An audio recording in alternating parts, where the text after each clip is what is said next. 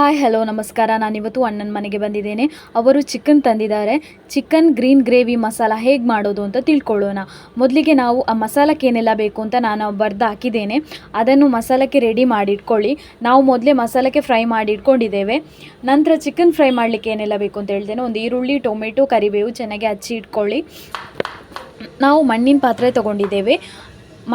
ಮಣ್ಣಿನ ಪಾತ್ರೆಯಲ್ಲಿ ಐರನ್ ಅಂಶ ಇರ್ತದೆ ಮತ್ತು ಟೇಸ್ಟ್ ಹೆಚ್ಚಾಗಿರ್ತದೆ. ಮತ್ತು ಸ್ವಲ್ಪ ಅದಕ್ಕೆ ತೆಂಗಿನ ಎಣ್ಣೆ ಹಾಕಿ ಈರುಳ್ಳಿ, ಟೊಮೆಟೊ, ಕರಿಬೇವು ಹಾಕಿ ಚೆನ್ನಾಗಿ ಫ್ರೈ ಮಾಡ್ಕೊಳ್ಳಿ. ನಂತರ ಅದಕ್ಕೆ ಚಿಕನ್ ಹಾಕಿ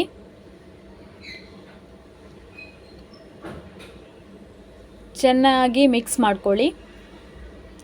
ನಂತರ ಅದಕ್ಕೆ ಉಪ್ಪು ಮತ್ತು ಅರಶಿನ ಸೇರಿಸಿ ಚೆನ್ನಾಗಿ ಮಿಕ್ಸ್ ಮಾಡ್ಕೊಳ್ಳಿ.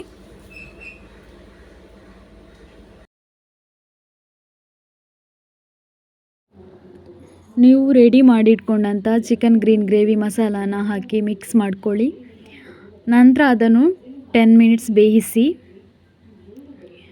10 ಮಿನಿಟ್ಸ್ ಬೇಯಿಸಿ ಆದಮೇಲೆ ಅದಕ್ಕೆ ಸ್ವಲ್ಪ ಲಿಂಬೆ ರಸ ಹಾಕಿ 2 ಮಿನಿಟ್ಸ್ ಬೇಯಿಸಿ. ನಂತರ chicken green gravy masala ready. Thank you. Video ಇಷ್ಟ ಆದರೆ ಲೈಕ್ ಮಾಡಿ, ಶೇರ್ ಮಾಡಿ, ಸಬ್ಸ್ಕ್ರೈಬ್ ಮಾಡಿ.